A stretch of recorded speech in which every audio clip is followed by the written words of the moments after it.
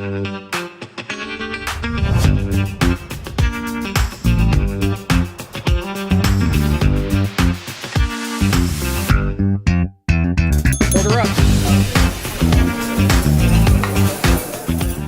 Right, howdy, everyone. We are back here with another episode of Game Pass Gumbo. You may have noticed we are down one chef in the kitchen. Unfortunately, Q had something he had to take care of, so he wasn't able to join us today. But we have our other co-host here. We have Gold Shell. How's it going? Am I Howdy. coming in all right now? Oh yeah, beautifully. And myself, Excellent. Corkenstein. So What's yeah, up, we'll be buddy? holding down the kitchen here today while we talk about a few things. We'll be talking about the TGA nominations. This is an Xbox ad campaign. We'll also be bringing in Stalker 2, the Avowed previews, and we will show you how to make Ukrainian Pyrizhkys. So I think I'm saying that right. I spent like 30 minutes listening on Google Translate, just replaying it, and then they actually have a cool feature where you can say the word, like you'll see it, and then they'll pick up on your microphone how you're saying it and analyze it to make sure you're saying it correctly. So that's pretty cool. Break top of the morning to you too, gents. Should be a pretty fun show. So let's start off like we usually do. Gold, what have you been playing? I think you said you wanted to talk a little bit about Visions of Mana. We saw you playing last night while we were doing Call of Duty. But what else have you been playing? Yeah, Visions of Mana. It was on sale for $44. My wife considered it a early Christmas gift, if you will, and so far I'm loving it so much that what I was impressed with the most is one, the graphics, but the environmental physics are crazy. You have trees blowing in the wind. The first zone is you trying to find the ohm of wind, and to match the environment, you're in a very windy biome.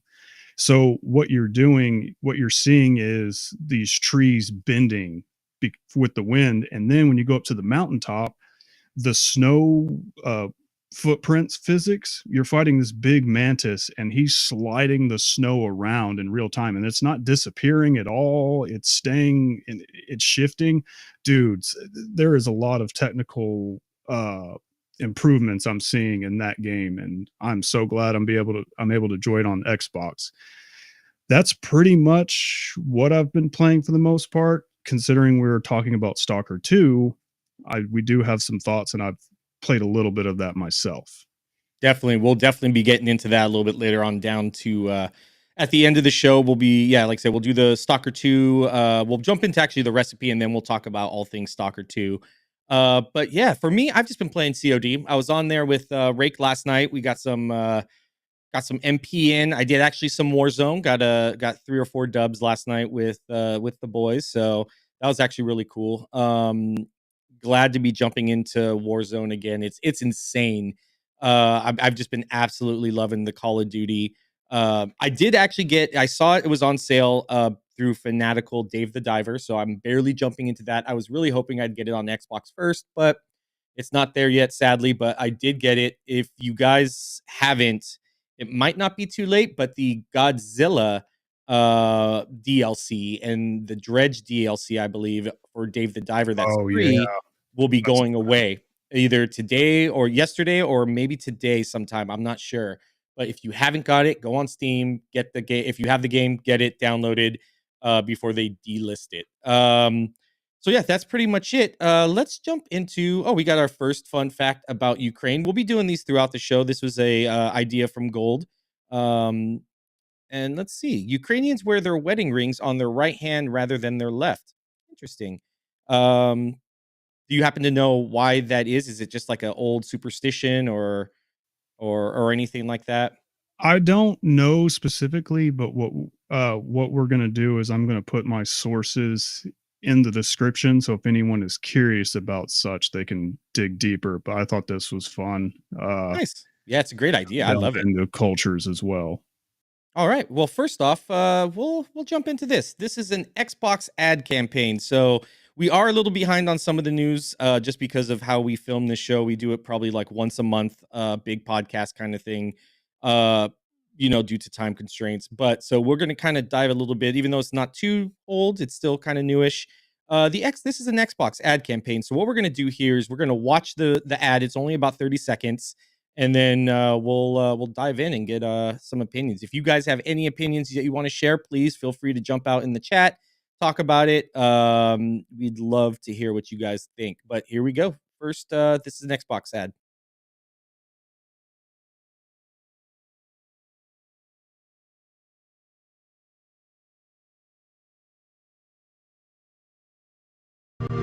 This for that, this for that, this for that, this for that. Who's the black sheep? What's the black sheep? Know not who I am or when I'm coming, so you sleep. Know you heard the others, only still the lovers. Then of course, the choice is yours. You can get with this, or you can get with that. You can get with this, or you can get with that. You can get with this, or you can get with that. I feel good with this, for this is where it's at. Where it's at. This for that, this for that, this for that. There we go. That was this is an Xbox ad campaign. I'll start it off here. I actually love this campaign. I think it's great. This is the messaging that Xbox has been saying already for years, that they're looking to branch out. If anybody that's here that's been heard me on Boom's podcast, on Web Dave's podcast, on Mavs, any podcast I've been on, I've mostly said the same exact thing, that console sales are stagnating.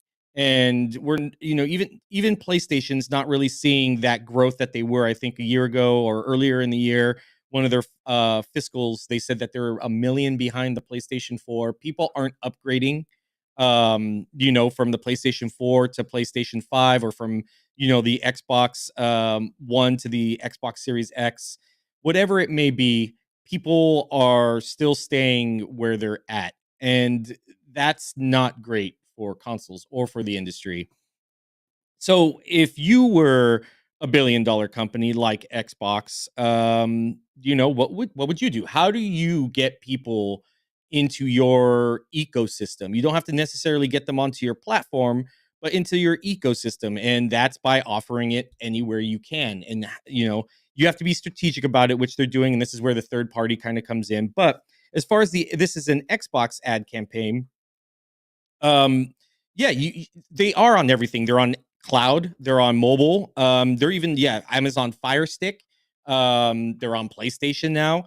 It's a great ad that kind of lets people know, hey, you don't have to spend a ton of money to jump into gaming, to be a part of it. Just like everything, it's a choice.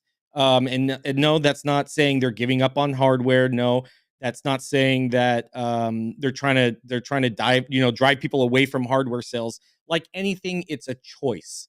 You can buy what you want, how you want to spend your money as a consumer, but this isn't something that's a negative. And I saw a lot of people kind of go with that. For me, like I said, I love it. This is an Xbox ad campaign. I do cloud gaming as well. I don't know about you, Gold Shell. But what do you think about this? And please sound off in the comments, people, if you guys want to kind of get your bars in.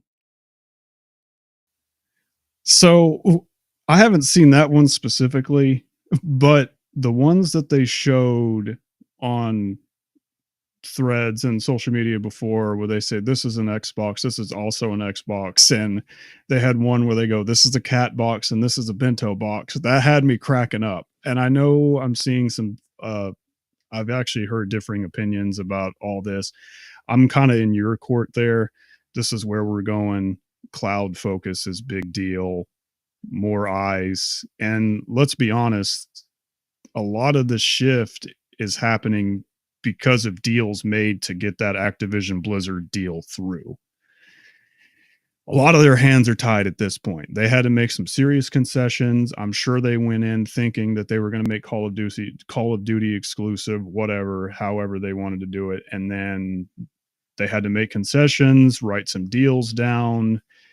They don't even own a lot of their catalog anyway, because it's with Ubisoft right now, correct?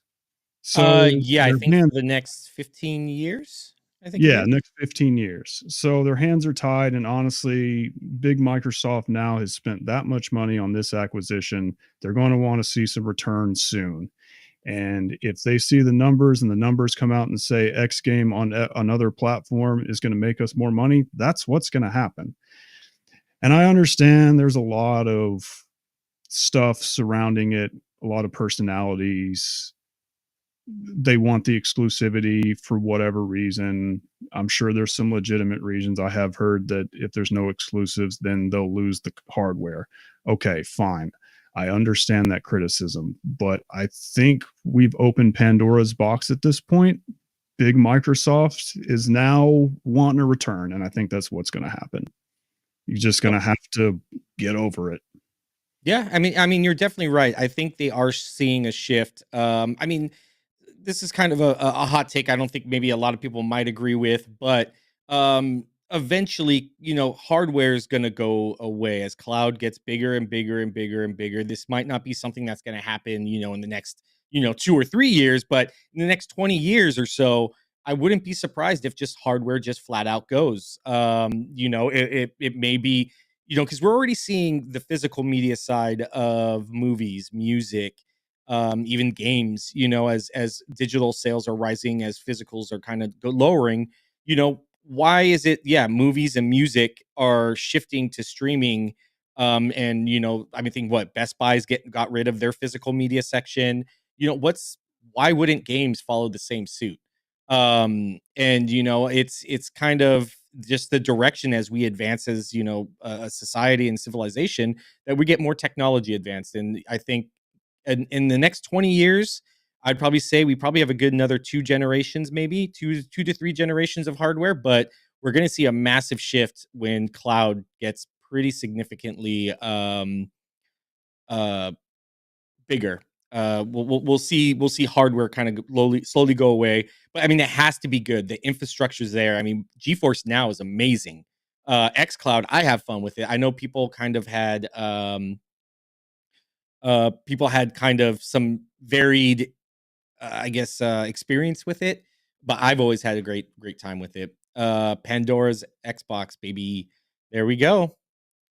Very nice pun, Ray. I have messed with the cloud a bit. I actually did a little bit of catching up and with Trials of Mana with cloud, and it worked okay. It's got some improvement to go, but you know, I actually used cloud quite a bit when I was playing Persona 5. So Nice. it's got it. There's some games that work really well on it, especially some of the turn-based stuff. I'm more of an action RPG guy, but I did enjoy Persona. Yeah, I played Ace Attorney while I was on my lunch breaks at work. That's like a perfect game for it. It's a cool little thing. It still needs its work, but I mean, if anybody is going to invest in this, it's definitely going to be Xbox, especially with this ad campaign. They're kind of shoehorning themselves into really really diving in on uh, cloud gaming. All right, let's get the next topic down. That was a fun one. We have another fun fact about Ukraine. You want to read this one? Yes. All right, the longest musical instrument in the world. You go ahead and take that. Okay. Sorry. Yeah.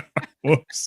Nope, no problem at all. Let me get that back up real quick. The longest musical instrument in the world is a wooden horn called a trembita, and it's played by Polish and Ukrainian Highlanders.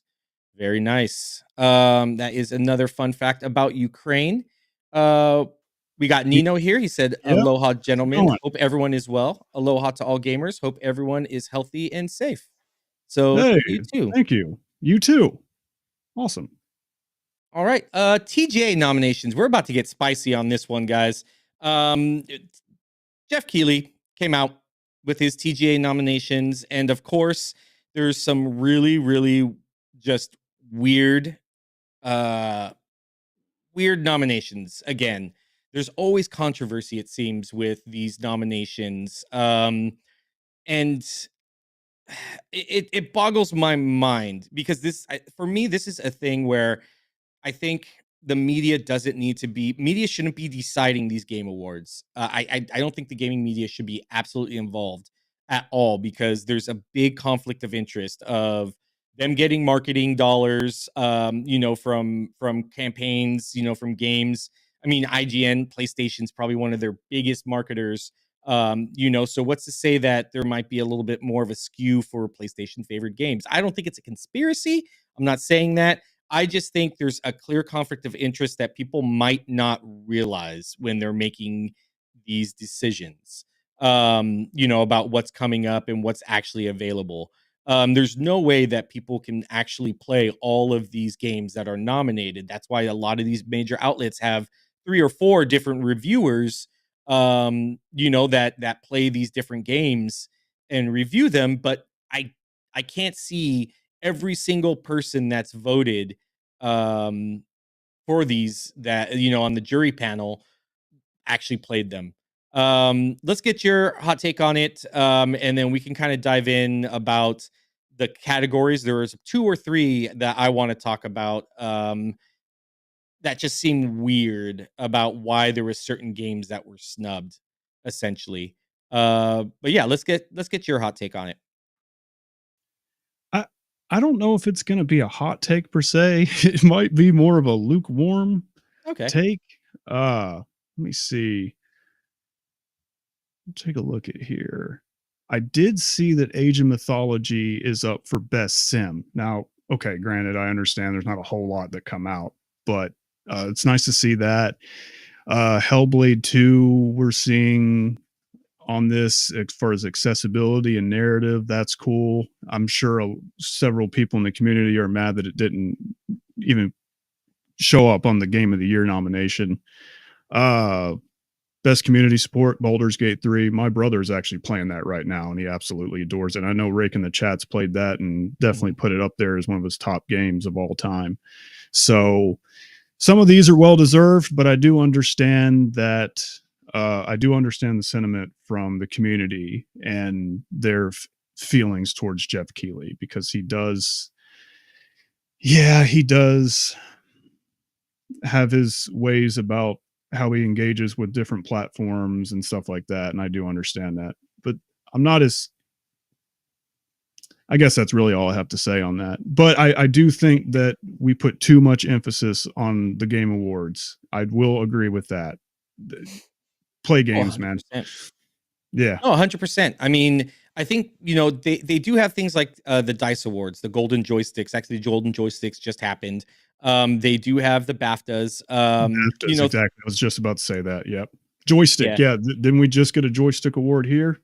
And honestly, some of those other award shows are better, and I agree with more, if I'm being honest. But sorry, I didn't mean to cut you off. Go ahead. No, definitely. Rake doing a BG3, Baldur's Gate 3, little chef's kiss.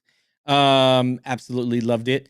Um, yeah, I think we do put too much emphasis. I mean, this is more of a marketing campaign, if anything. I feel like, uh for the Game Awards. I don't think it's just yeah, I don't know. I'm not big on putting, most people watch it not for the awards, but because they want to see trailers, they want to see the reveals.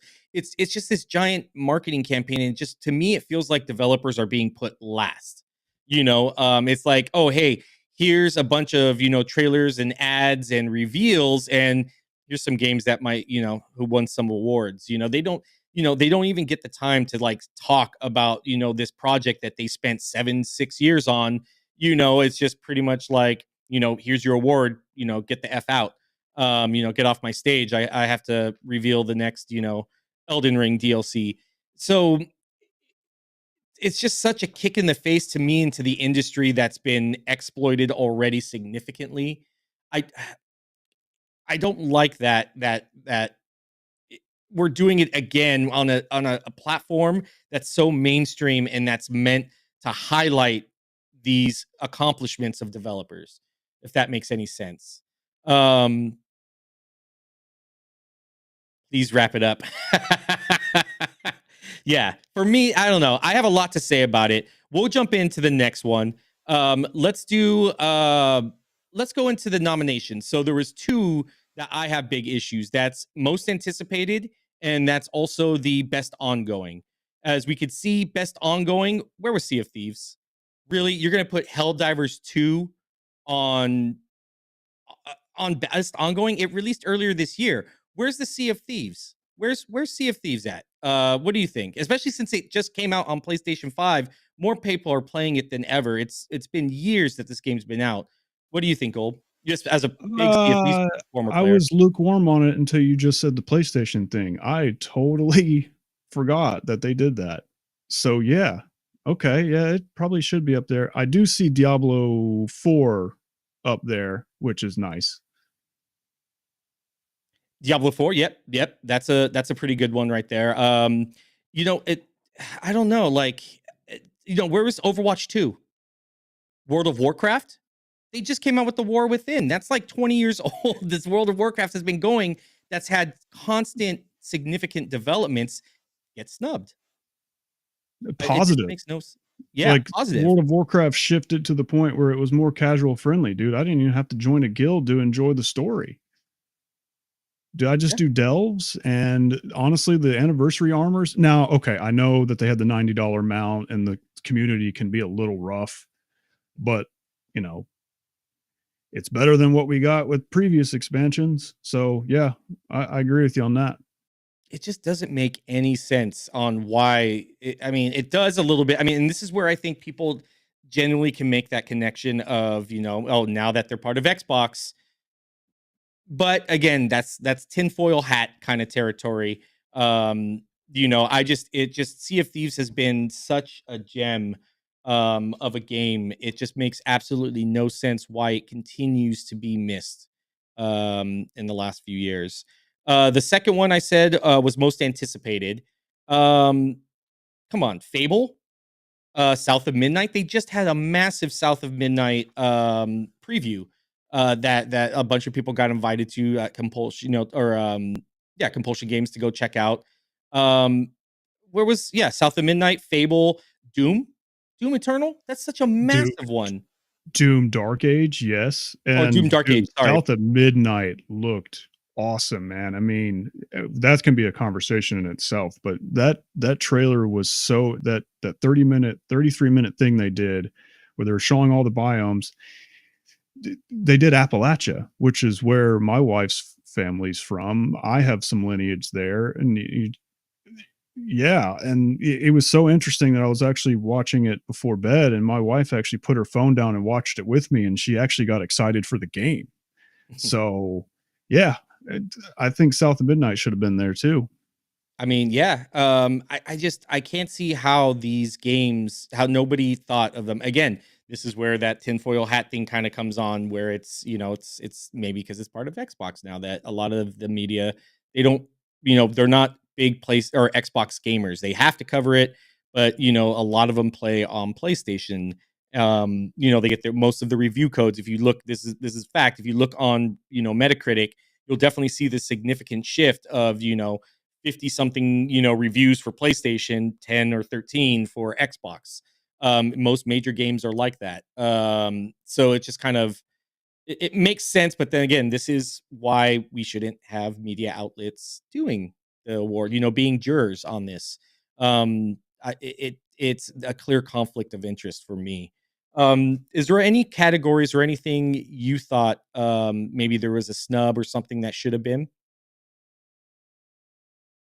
Huh. As far as a snub goes, Or something you would like to see more of? Like for me, I thought Space Marines 4, Space Marines 2, that should have been game of the year. 100%. Black Myth Wukong, I don't think should have been up there. It had a very, very rocky start. yeah. I don't think that should have been up there. But I think Space Marines 2, I absolutely loved it. Here's a hot take. I think Sandland should have been on best art direction. Okay. I remember you played a lot of that. Hell, even Visions of Mana. Yeah, there we go. Yeah. Two of those games, and neither one of those are tied to Xbox fandom in any way. So those are just my opinions. I'm not just being a fanboy. Yeah. Solid. Yep, Solid White says Doom for sure. Yeah. Yeah. Boogster, Yeah. Doom Dark Thanks for Ages. hanging out with us in the chat, buddy. Yeah, thanks a lot, guys. Boog says Doom Dark Ages metrics outpaces Ghost of Yotai and Death Stranding in every category. Rake here says, I know a lot of people wouldn't consider Black Ops 6 for game of the year, but it's my personal favorite so far. Be nice to see it break out of the action category. And he's 100% right on that. I think they get snubbed because it's like, okay, well, it's Call of Duty. Everybody plays Call of Duty. It's kind of that,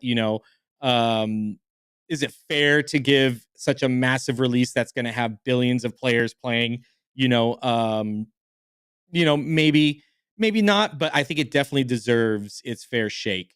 At least a nomination. It's been absolutely Call of amazing playing. Duty actually does show up quite a bit in these nominations. So Yes, it best does. action game, innovation. They're actually up for innovation. I think they're all right, let me see.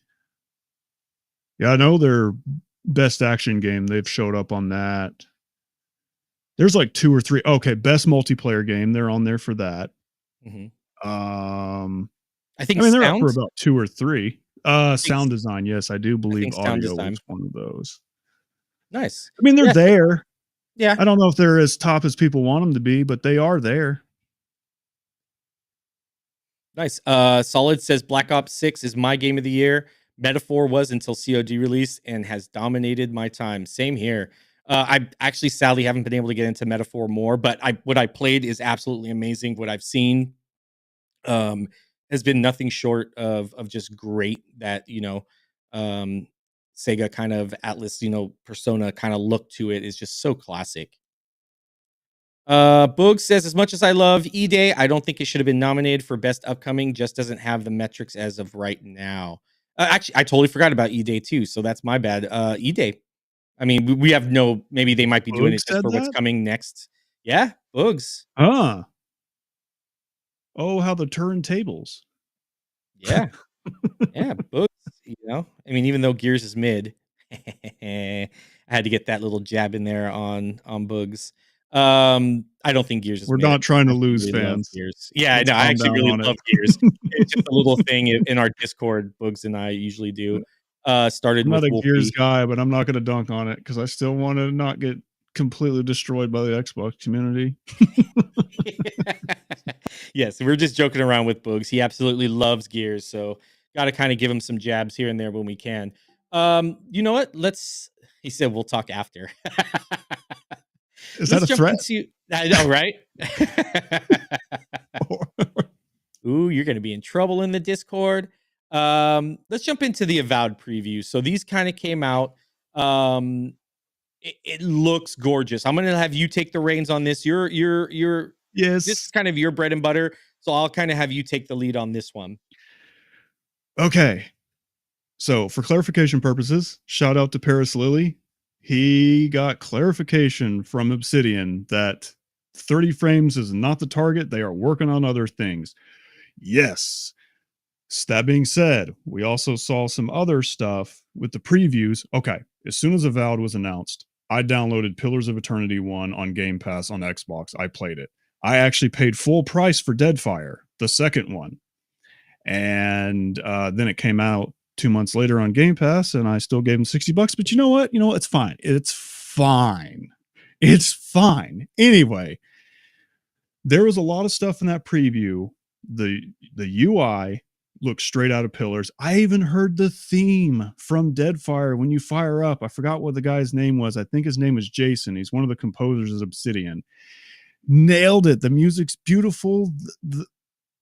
It takes what Outer Worlds did and just amplifies it, dude. It is so incredible.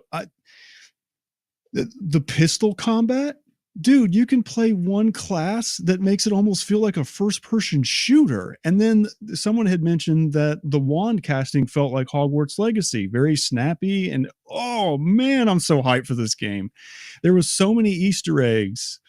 Oh, speaking of Easter eggs, I gotta find something real quick. It's Yeah, no actually problem. about, but I'll Uh, just get back to the okay. Avowed stuff here. I'll post the fun fact after this. So there was a lot of references to what happened in Deadfire. Both Pillars of Eternity 1 and Pillars of Eternity 2 are both on Game Pass. You can beeline the story in about 20 hours per game. You could catch up with the story in 40 hours because Avowed is a sequel to Pillars, and trust me, even in the previews, I heard Easter eggs, references to certain characters that were dormant in the first, but a big character in the second game. A lot of creatures crossover, the music. If you really, really, really want to dive deep into the world, I highly suggest you play both of the Pillars games. They're not long. Third person combat look good. Yeah, I'm hyped. Oh, I will be buying, and yes, shill alert, because Valentine's Day and the early access to Avowed coincide. So I might be taking some PTO, and I'll just say, hey, wifey, just consider this a Valentine's Day gift. I'll accept it. So sorry to shill out there a bit. But yeah, really, really, really hyped for Avowed. Can't wait. Very nice. Obsidian rarely misses. That's what I'm saying. A gold shill. Gold shill. Yep, exactly. A gold shill moment. But rim shot there. Yeah, so it looked great. I watched the Fextra Life. It looks like magic though is going to be like a very heavy component of this game. And I'm all for it. It looked absolutely gorgeous. Just like you were saying, it was snappy. The guy had the wand. He was, setting people on fire, had the ice. It just looked absolutely amazing. I do want to highlight Boogs or Rake's comment again. I'm looking forward to it at any rate. I'm more interested in Avowed than I was initially. Boog told me it's meant to be much longer than Outer Worlds, which is actually quite exciting. Yeah, I don't mind the frame rate. I don't mind the frame rate issue. If the game plays, it all depends on how the game plays. This isn't a competitive shooter, guys. This is something that's meant to be enjoyed. So I could see if it was Call of Duty, and they're trying to pull 30 frames per second, get the F out. GTFO, I'm not here for that. That's a competitive shooter. It should be fast paced, quick. You need it snappy. Avowed, though, where it's a single player narrative experience, you don't really need 30 or 60 frames per second. It worked well for Starfield. I love Starfield in 30. But I didn't really think it really needed it. What is this? Oh, Books. Yeah, I'm in the first zone. Someone spent 20 hours in the initial zone. I'll send the screen cap. Oh, it went away. But yeah, it's just all around good. Good fun. I don't think it's gonna miss the February date. It looks on track. I'm curious what build it's from. How long ago that build was made? Is it a month ago? Was it 2 weeks? But I mean, even still, it looks amazingly polished for what it was. What do you think? Anything else you want to dive in on Avowed before we get to our recipe? As far as the frame rate goes, I feel a lot better. I honestly think it's going to launch with several options. Okay. I'll stake my reputation on it. You can troll me later. So I think they're going to get it figured out. I hope so. I mean, that's why I got real hyped.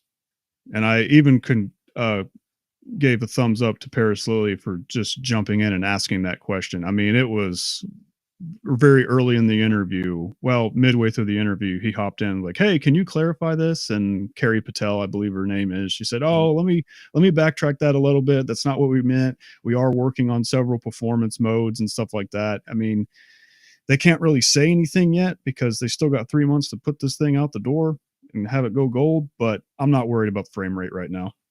I was before, but honestly, I feel better about it. We're going to get something. Oh, definitely. And then, yeah, see, Boogs. I got my gear sticker right there. Never fight alone. So, I think it's going to be great. I'm not worried about it at all. They technically they have 2 months because usually you submit for certification a month before, so you can make sure everything's locked in. And then they usually work on like a day one patch if they need it during that month's time. But I'm excited for it.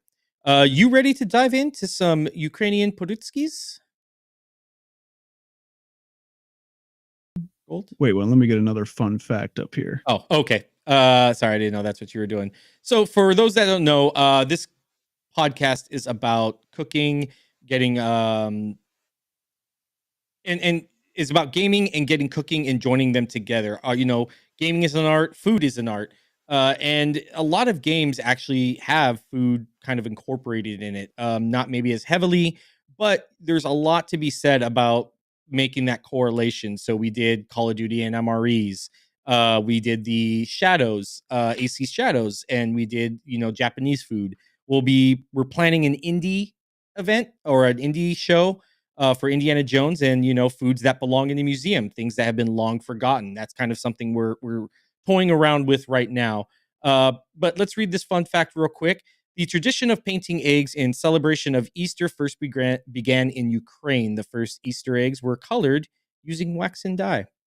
Very, very fun fact. That's why it was very important I put that fact out there, because of the Pillars of Eternity Easter eggs in Avowed.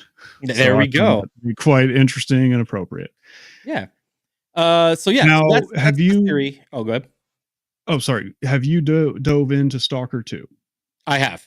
Yeah, I put I in. say we talk about that before we dive into the Pyrizhkys.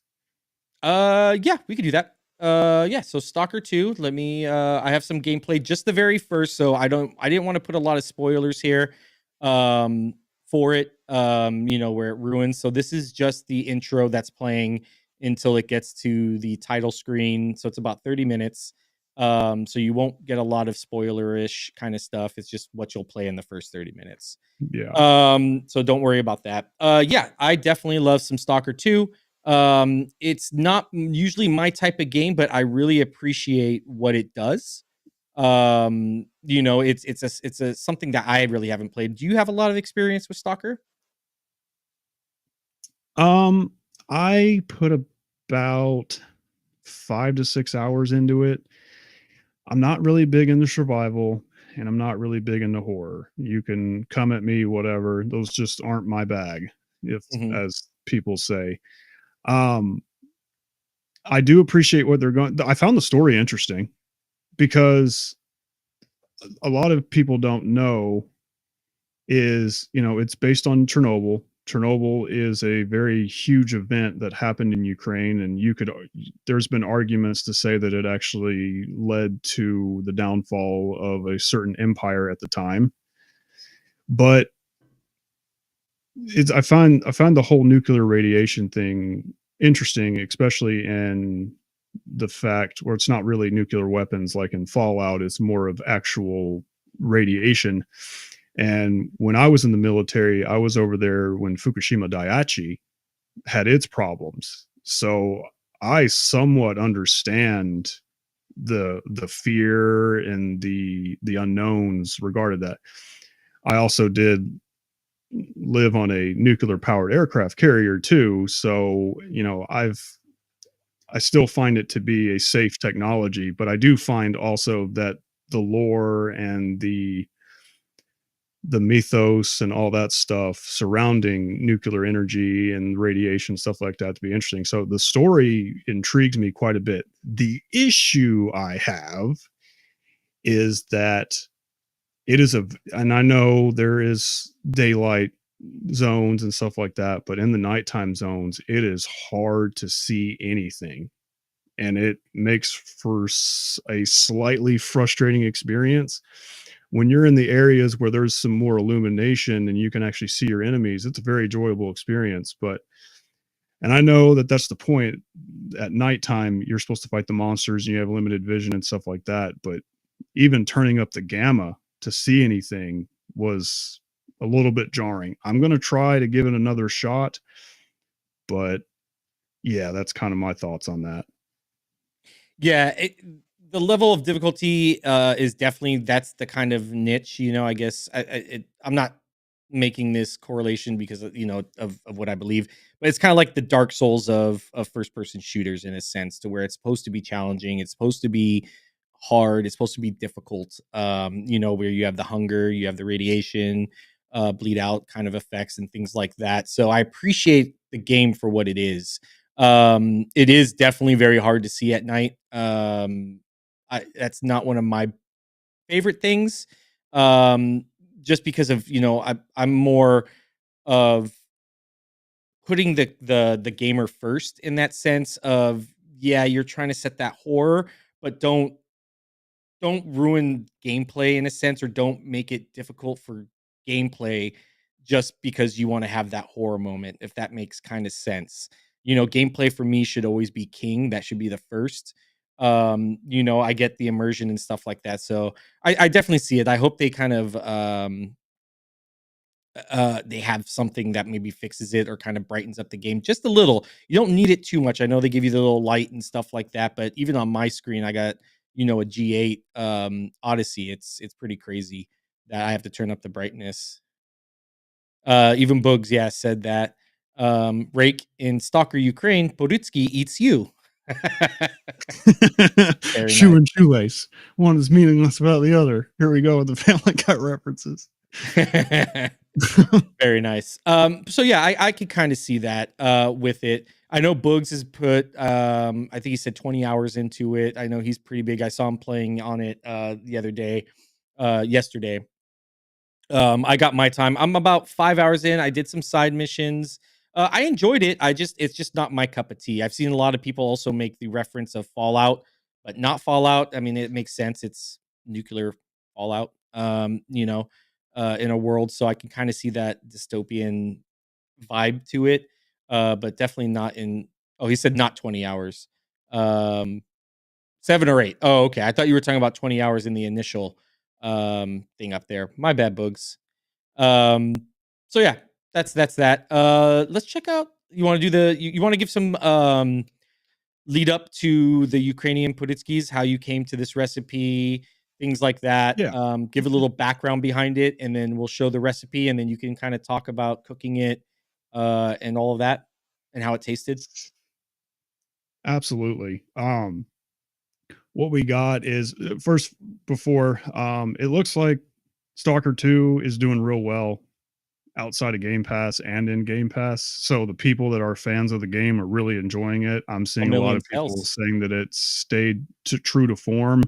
And you Mhm. know what? That's awesome, man. I watched the documentary about the devs, and whew, that was insightful for sure. And I wish them the best success, and that's awesome. So Yeah. congrats. I mean, people gotta realize too, and this is where I know it came out kind of buggy, but they did have some day one patches. So I never experienced it. I didn't get a review code, so I didn't experience it what it was at the time.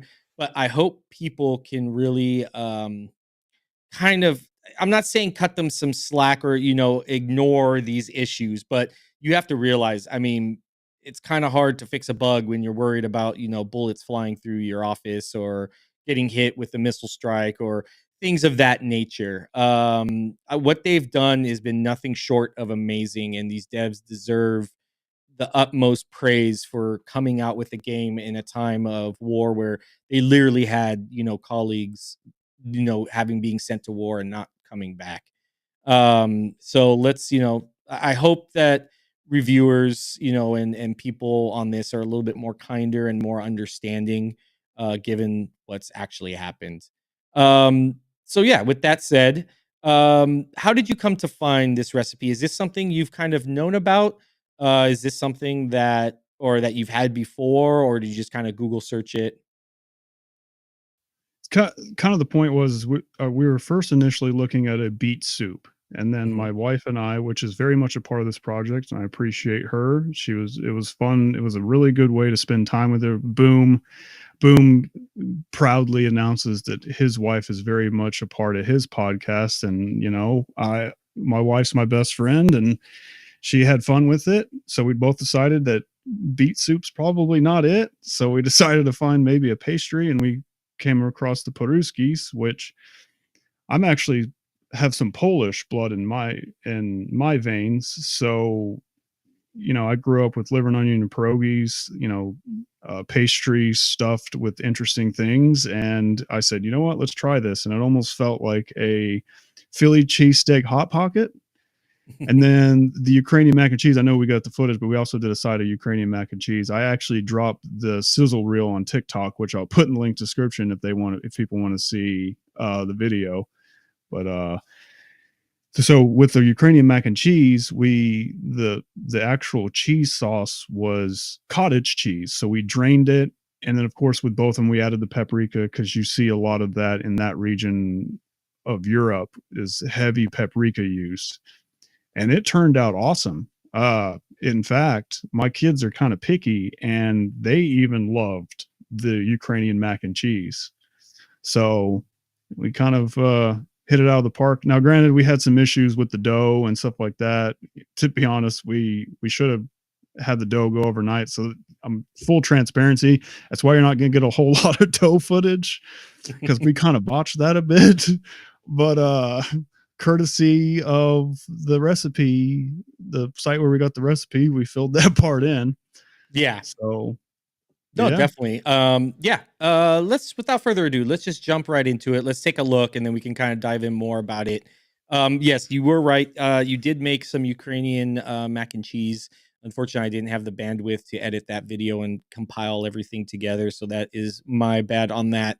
But yeah, let's take a look. Here is how you make Ukrainian Pyrizhkys. Hey everybody, welcome to another episode of Game Pass Gumbo. Courtesy of Goldshell and his wife, they made us some delicious Ukrainian Pyrizhkys to celebrate the launch of Stalker 2. Let's check it out. Today's recipe is going to be brought to you by Claudia's Cookbook. We'll have the link down below, so please be sure to go check it out. But let's take a look at some of these ingredients we'll be needing to make these Ukrainian Pyrizhkys. Now that we have the ingredients down, let's cook. In a medium bowl, mix together your 2 egg yolks and your full cup of sour cream. Add in your half cup of melted butter. Now add in your 2 cups of all-purpose flour. After mixing, you should have a nice ball of dough. What you want to do next is knead that with your hands until the dough is nice, soft, and elastic. It should take you roughly about 3 to 5 minutes. Once kneaded, you want to place the dough in an airtight container and then refrigerate it for about 8 hours to overnight. After those 8 hours are up, you'll want to start the next part of the cook. That's prepping the onions and then cooking those onions with the meat. Here we can see Goldshell dicing them up, and then his wife cooking both the onions and the meat together. Cook the meat till it's brown, and then you want the onions to be translucent and soft. Set aside to cool. Now that the meat's cooling off, you'll want to get to the next part, and that's bringing back out that dough and rolling it out. Place down a piece of parchment paper and make sure that it's floured so the dough doesn't stick to the paper while you're rolling it. You'll want to roll the dough until it's about a 1/4 inch thick. Next up, cut out 2-inch wide circles. You want them to be about bite-sized. Stretch the dough out just a little bit with your fingers and then start filling about a teaspoon of meat into the center of the dough. Once the meat's in the center of the dough, you'll want to start to close the edges. It's going to look like a crescent shape to start. Once the edges are closed, you'll want to round out the edges so it looks like an oval type shape. Now that you got your rolls properly formed, you'll want to set them on a piece of parchment paper about 1 inch apart. Brush the tops of them with your unbeaten egg whites. You'll want to bake these at 350 degrees Fahrenheit for about 25 minutes or until the buns become golden brown. And there you have it. You just cooked some Ukrainian Pyrizhkys. Let's see how they taste.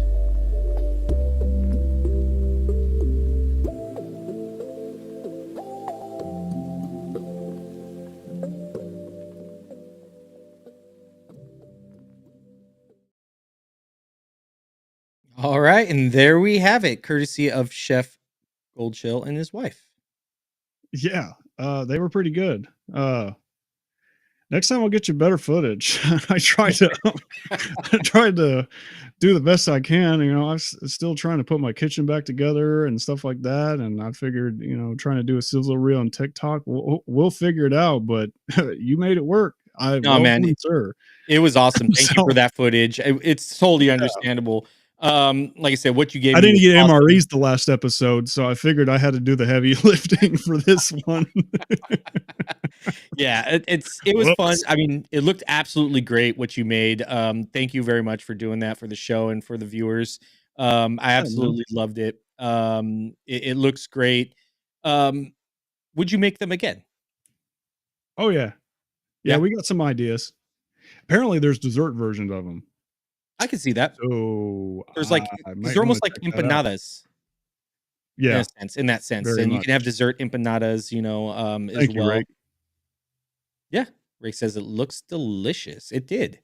Um, so what else when like I, what else did you kind of consider when you were doing these? Was there any other dishes but besides beet soup and the Podolskis?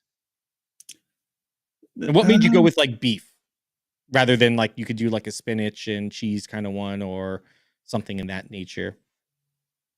We were just kind of craving beef. Kind of. That was pretty much it. I don't eat a whole lot of beef, but my reasoning is if when I have it, it's good. I Yeah. space my beef because man, you haven't had a burger in about 3 weeks. That burger hits right. Oh yeah. No, that's definitely fair enough. Did you use any certain seasonings or like spices that are more Ukrainian based, or more used widely in those dishes to season the meat, or was it just salt and pepper? Paprika. Paprika? Paprika is a big go-to for that region, like Hungary. Ugh, sorry about that. Hungary, that region, you see a lot of paprika used. And honestly, I've been some of the German dishes I cook myself that are easy to cook, like Spätzle, which is almost a butter noodle, butter pasta. I add a lot of paprika in to give it a little bit of a kick. It's kind of subtle. And if I really want to amp it up, I'll go down a little bit Southern Europe and throw in a little bit of red pepper flakes just to get that nice uh pain in the back. So Very nice. All right. Well, then that's the Ukrainian Pyrizhkys and our Stalker yeah, 2.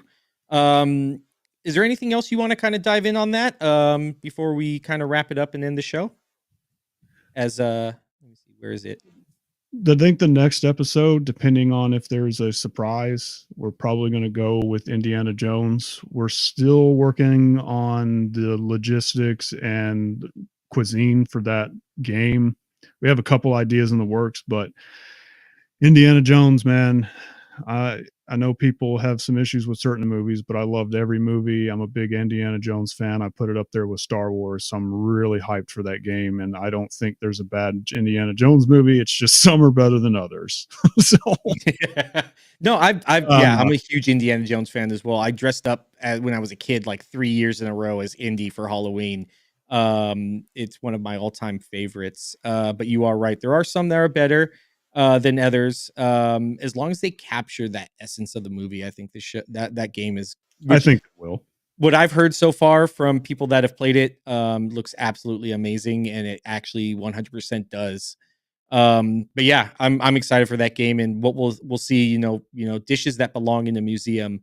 I think is a great idea, and we'll just have to kind of figure out where we're gonna go with what dishes, and we may have to tap our buddy, our chef Rake in the comments, um, on how to do that, or kind I of think get he's some talking ideas. about the Paruskis here, where you can fill them Yeah, with strawberries.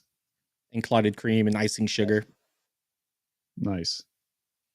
Awesome. All right. Bacon since Force Face out of bacon. Make yours- Here we go. But there is slight rumblings that we Mhm. may see Age of Empires 3 show up on console. And the we'll see how that works out. But if we do, I would definitely love to do an episode where I would actually have my mom and help her with it cook the Polish dish I grew up with was liver, onion, and pierogies. Very nice. That'd be interesting. And I say Polish because Polish Lithuanian Empire or Commonwealth is actually the hinted as the next civilization to show up in Age of Empires 3. And as anyone knows, I'm a massive RTS fan and I am an Age fan. Like I've said before, I've actually been a Microsoft guy before even the Xbox showed up because I liked Motocross Madness, Age of Empires. We'll see how that spans out, but that's all I got on that front. That's a possible episode if that gets announced.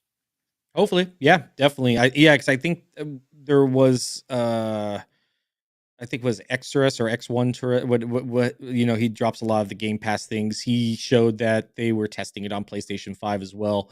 Or it looked like there was some Age of Empires testing happening on PlayStation 5. So I wouldn't doubt it. I mean, we've made great strides in the console space for RTSs. I've worked on one of the biggest ones, in the 360 ages of Lord of the Rings. That was actually a title I worked on, both the expansions, the DLC, and the sequel. And it was Battle for great Middle playing Earth was incredible. Thanks for your contribution. Thank you very I much. know exactly what game that is, and I loved it. Yep, and it played great on console. Yes, it did. The controllers and stuff. A lot of forward Oh, it thinking did on go how to on handle it. console, didn't it? 360. Yep. It was on the 360. Oh, I forgot So about that. I played it on can PC. happen. Yeah, it can happen. Can I say one hot take real quick before we Yeah. send out? Okay, so I hope Age of Empires goes to PlayStation. I don't care. I'll say it. Yeah. Bigger, make the community bigger, man. 100%. When everybody that's how I plays, feel everybody about it. wins, right? Everyone plays, everyone wins. I know I'm probably could get clipped on this or whatever, but bring on the PlayStation crowd, because I know a guy personally that felt burned by Black Sails or Skull and Bones, sorry. And when Sea of Thieves got announced, he got hyped for it, and he actually bought the game because I actually told him how great it was, and Microsoft made more money, and there's more Sea of Thieves players now. So bring it on. That is all I got. That is my hot take. Well, thank you very much for that. But it looks like it's going to wrap it up for the show today. Thank you to everybody that joined. We really appreciate you guys coming in here and viewing us and hanging out with us as we chat gaming and cooking. I hope you guys make the Ukrainian Pyrizhkys. If you guys do, using the recipe, please tag hashtag Game Pass Gumbo. Show it off on Twitter, on socials, in Discord. Show us how to do that, or show us what you guys made. I'd love to absolutely see it. But that's going to wrap it up for us. We will see you guys again, hopefully for Indiana Jones release. Just stay tuned to our socials. But until then, eat, game, be happy, folks. Take it easy. Thank you.